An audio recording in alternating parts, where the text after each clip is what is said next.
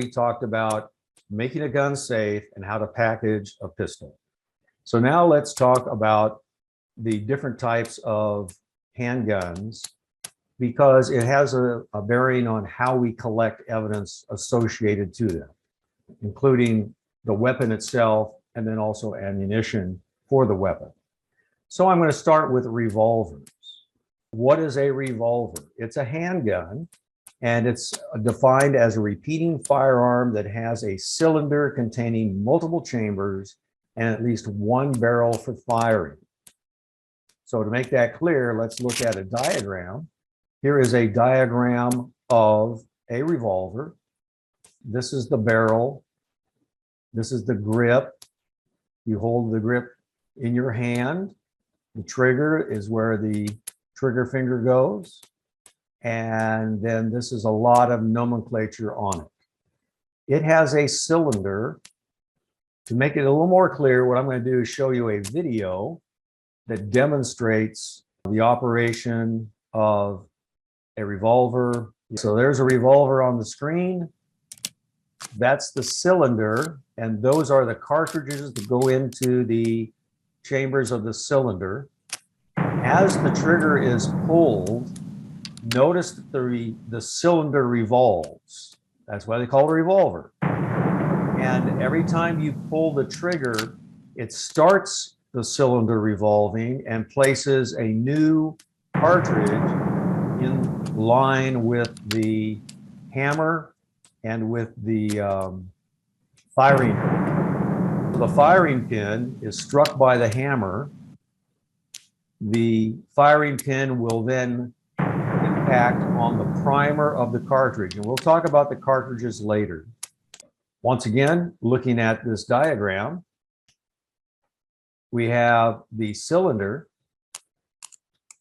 and actually I've got a second diagram to show you after this where we can see the cylinder from the side, from the rear end.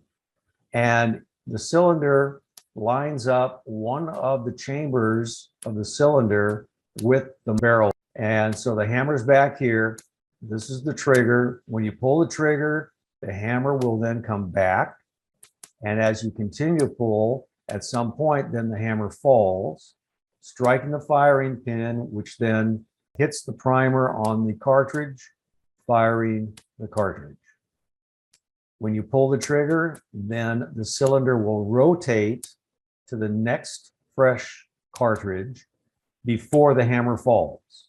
So if the weapon has been fired and a cartridge was there, you will find an empty cartridge case right in that cylinder, right in line with the barrel, because it will have already been fired. Now this is a little different view. Notice that the cylinder has tipped down, so that right here there's a cylinder release. Press that button and then the cylinder will then tilt down. And the purpose for that is to unload and load the chambers in the cylinder. And this is the ejector rod, and you press that in, and that causes the mechanism here, the extractor right there, to slide, to be pushed out, pulling the cartridge cases out of the cylinder. And then you load your cartridges into the chambers of the cylinder. So that's how that works, and that's why they call it a revolver. Now let's talk about the evidence issues regarding revolvers. When we collect a revolver, we need to do some documentation. One of the things we're going to do right away is we're going to go ahead and mark the cylinder position. And I'm going to show you an example of that in the next slide. So I'm going to hold off on that and describe that as we see an example. We're also going to document the condition of the firearm. So we want to document how many cartridges were in the cylinder. And these revolvers may have 4, 5, 6, maybe even 8 cartridges in a cylinder. It depends on how many chambers are in that cylinder. And that's the design of the gun. But let's say there are 6, which is pretty common. It may be that you only have cartridges in 4 of those.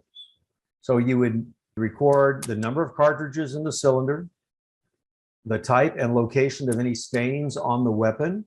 There could be blood stains from the victim or the shooter. The serial number, make, model, and caliber of the weapon. We're going to protect the barrel chamber or other operating surfaces from contact with other objects using a gun box. Now, when you make that gun safe, you simply open the cylinder, empty the cartridges, and then put a strip tie through the top strap here. So right up in here, you can wrap a strip tie through there. Then the cylinder can't close all the way. So that makes it safe. Now, I said here, mark the cylinder position. This has to do with our evidence. And it may be a little difficult to see, but right alongside the top strap here on the cylinder, you see a black mark. Well, what you do is you hold the gun and you take a Sharpie and you run the Sharpie on both sides of the strap across the top of the cylinder in the position the cylinder was found. And then when you open it, you can see you have these 2 black lines. That will tell us that this chamber of the cylinder was in front of the firing pin, in line with the barrel. So that's what you do. You have to mark the position of the cylinder, and you just do that with a Sharpie on either side of the top strap. And notice this one, this revolver has 5 chambers in its cylinder. So it's a 5-shot revolver. Now, the next thing we need to do is determine which way the cylinder turns. A cylinder can either turn clockwise or counterclockwise, and we're using the perspective of the shooter. So if you hold the gun like you're pointing it away from yourself, you need to determine which direction the cylinder rotates. And it depends on the make and model of the gun. They can go one way or the other. So how do you determine that? Well, you lightly pull the trigger and see which way the cylinder is going to start turning with the cylinder closed. You pull slightly, it's going to start to turn, then you'll know if it's clockwise or counterclockwise. Why do we need to know that? Because now we're going to number the chambers. So it's in the number that they would fire. So number 1 is under the hammer. Number 2 would be the next one. So this one, the chamber here is rotating counterclockwise. And then you have 3, 4, 5, and 6. Well, unfortunately, I have a picture over here with only 5, but over here the illustration shows 6, but you get the idea. Now, what you're going to do is create a cylinder diagram. And you're actually going to do 2 of them because you need to keep 1 for your report and you need to put 1 in the gun box. So you do this before you package the weapon. Obviously, you're going to have it in your hand anyway. And you write down what these are. Now, when you look at the base of these cartridges, they're going to tell you what they are. This is a Federal 38 Special. That's a brand. This is a Spear 38 Special, Precision 38 Special were the other 3. So you'd write those down and whether they are fired or unfired. Now, as you're doing this, you should remove each of these cartridges and put them into separate envelopes, being careful that you're not going to disrupt any fingerprints or any DNA that might be on these cartridges. Now, where can we find fingerprints? They can be on the outer edge of the side. You could also have a fingerprint on the base here because someone's going to push that with their thumb probably to put it into the cylinder. And then DNA could be in those locations as well. Now we're going to remove the cartridge or case from the chamber, being careful not to destroy or disturb any potential trace evidence or latent prints, package them separately. Now, if we happen to be collecting more than 1 firearm, we package every firearm separately. We don't put them all in one box. All the ammunition associated with them has to be identified to that weapon. Place the diagram into the labeled container with the firearm. and the filled ammunition containers. They all go into the same box.